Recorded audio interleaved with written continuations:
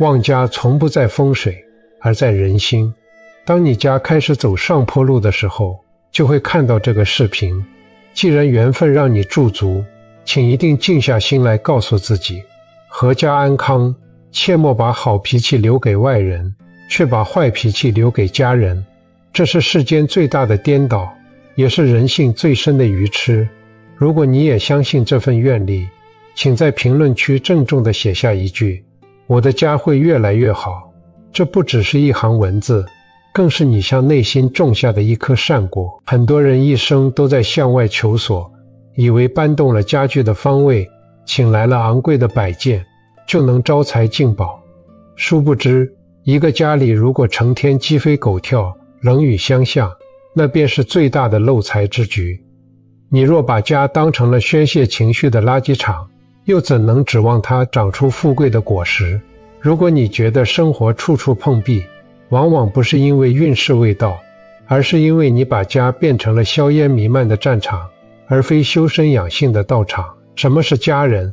家人是你累世修来的缘分，是哪怕世界崩塌也会在废墟中握住你手的人。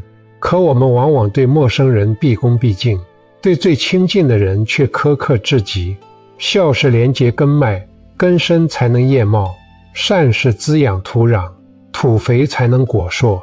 在这个家里，少一分计较，就多一分福气；多一分包容，就消一分业障。家不因富而旺，因和而兴，一念向善，步步生财。让我给你讲一个故事，或许你在其中能看到似曾相识的影子。在这个城市里，生活着一位名叫老周的中年男人，他在一家大型物流集散中心做调度员。这是一份需要极度耐心和秩序感的工作，成千上万个包裹像流动的河水一样汇聚而来，每一件都必须被精准地分流、装车，送往城市的各个角落。老周是这里的定海神针，无论多急躁的货车司机冲他嚷嚷，无论多刁钻的客户催促投诉，他总能挂着那副标志性的温和笑容，递上一支烟，或者递过一瓶水，用最平和的语气化解冲突。别急，兄弟，路堵心不堵，都能解决。在同事眼里，老周是出了名的好脾气，是那种泰山崩于前而色不变的厚道人。大家都说，谁要是嫁给老周，那真是修了几辈子的福气。然而，这并不是故事的全部。每当夜幕降临，城市的霓虹灯亮起，老周拖着疲惫的身躯打开家门的那一刻，他仿佛按下了某种可怕的切换键。那个在外面温润如玉的男人消失了，取而代之的是一个充满戾气、一点就着的暴君。有一天晚上，老周像往常一样回家，因为白天在公司处理了一起棘手的货物丢失纠纷，他赔尽了笑脸，受尽了委屈，终于把事情平息下来。他在电梯里深吸了一口气，觉得自己的忍耐已经到了极限，仿佛一块吸满了污水的海绵。门开了，家里飘着饭香，妻子正在厨房忙碌，上小学的儿子趴在餐桌上写作业。这本该是一幅温馨的画卷。儿子看见爸爸回来，兴奋地跑过来，手里拿着一张刚发下来的试卷，想展示自己进步的分数。因为跑得太急，孩子不小心撞到了玄关的鞋柜，上面的一把雨伞啪的一声掉在地上。这一声脆响，像是一个信号，瞬间引爆了老周压抑了一整天的火药桶。他没有看一眼儿子期待的眼神，也没有问一句疼不疼，而是眉头瞬间拧成了一个死结，声音提高了8度：你怎么这么毛手毛脚？在家里走路都走不好吗？我这一天在外面累死累活，回来连个清静都讨不到。妻子闻声从厨房赶出来，手里还拿着锅铲，急忙打圆场：孩子是不小心的，你发这么大火干什么？快洗手吃饭吧。吃，你就知道吃。老周把公文包重重地摔在沙发上，指着妻子的鼻子，把白天对那个无理客户不敢发的火全泼洒在了这个为他操持家务的女人身上。家里乱得像猪窝一样，鞋子也不摆正，你一天到晚在家到底在干什么？我在外面装孙子，回来还要看你们的脸色。餐桌上的热汤冒着白气，渐渐变冷，儿子吓得缩在角落里，眼泪在眼眶里打转，手里那张满分的试卷被攥得皱皱巴巴。妻子红着眼眶，默默地转身关掉了炉火，原本欢腾的烟火气瞬间死寂。那一晚，家里安静得可怕，只有老周愤怒的咀嚼声和电视机里嘈杂的综艺声。老周没有看到妻子转身擦泪时那心寒的背影，也没有看到儿子眼中那道原本崇拜的光芒正在一点点熄灭。他更不知道，这种日复一日的家庭内耗正在像白蚁一样悄无声息地蛀空这个家的根基。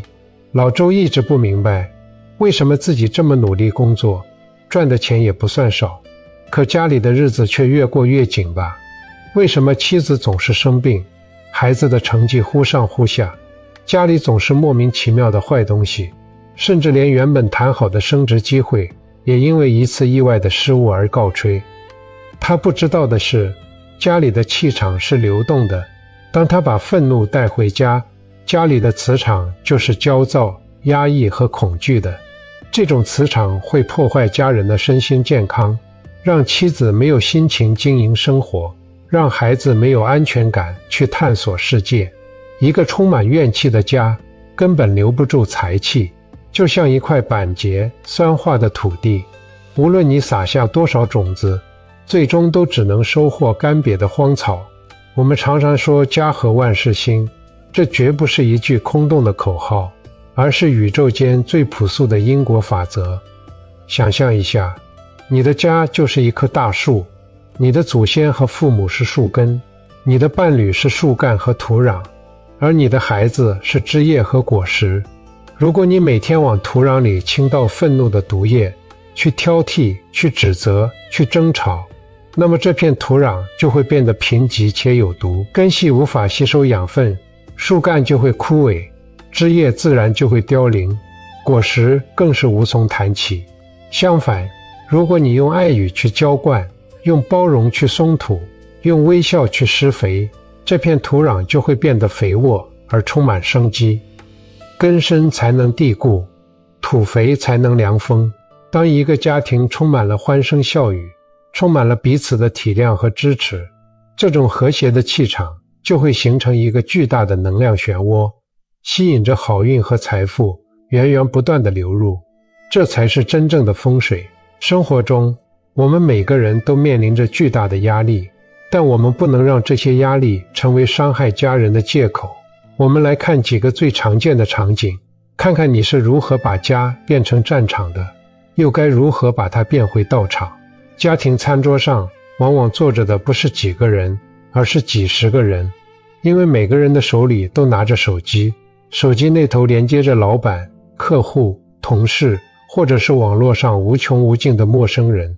你虽然肉身坐在家人对面，但你的魂魄却游离在千里之外。当妻子想跟你分享今天的见闻，当孩子想问你一个问题，你头也不抬地回一句啊哦，或者不耐烦地说没看我正忙着吗？这其实是一种极深的冷漠和傲慢。你在这个家里，却在这个家之外，你把注意力这种最宝贵的能量毫无保留地供养给了虚拟的世界，却吝啬给家人一个眼神。试着在进门的那一刻把手机调成静音，把它放在看不见的地方。吃饭的时候看着家人的眼睛，听他们说话。这顿饭就是一场修复能量的仪式，就是一次滋养根脉的修行。很多夫妻吵架，吵的不是当下的事，而是翻旧账，心里永远有一本账。上次那件事就是你不对，我为你付出了这么多，你回报了我什么？凭什么我要做家务，而你在玩游戏？家庭变成了生意场，每个人都在算计投入产出比，每个人都怕自己吃亏。可是家是讲爱的地方，不是讲理的地方，更不是算账的地方。在这个家里，如果你非要争个输赢，那么最后输的一定是感情。赢了道理，输了人心，又有何用？试着把心里的那本账烧掉。当你开始计较谁干得多，谁干得少的时候，福气就已经从指缝里溜走了。多干一点是给自己积福，少说一句是给家庭聚财。那么具体该怎么做呢？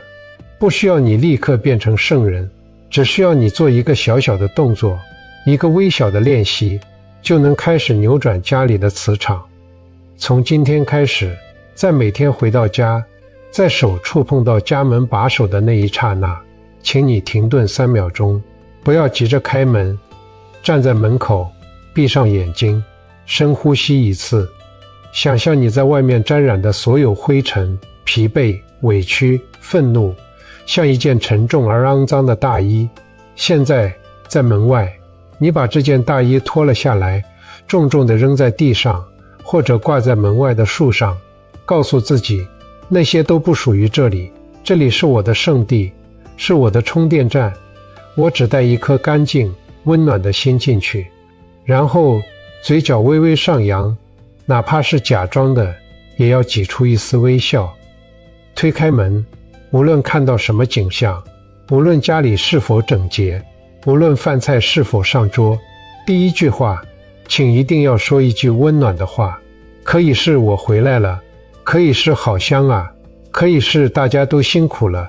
仅仅是这一个微小的门槛仪式，坚持1周，你会发现家里的空气变了，你会发现家人的脸色柔和了，孩子的笑声多了，甚至连你自己也睡得更香了。这就是境随心转，这就是一念心加。不要等到失去了才去珍惜，不要等到家散了才去后悔。我们要明白，这世上所有的繁华终将归于平淡，所有的荣耀终将化为云烟，唯有家里的这一盏灯火，是你风雪夜归人时最温暖的依靠。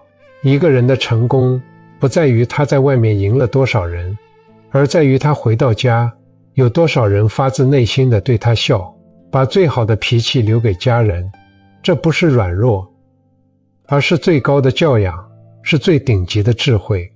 因为你滋养了家这棵树，这棵树终将庇荫你的后半生，福泽你的子孙后代。种下这颗善的种子吧，就在此时，就在此刻，心存善念，与土莲花，家门之内便是灵山。愿你知晓，家和方能万事兴，一念向善，步步生财。订阅我的频道，一步见山，见自己。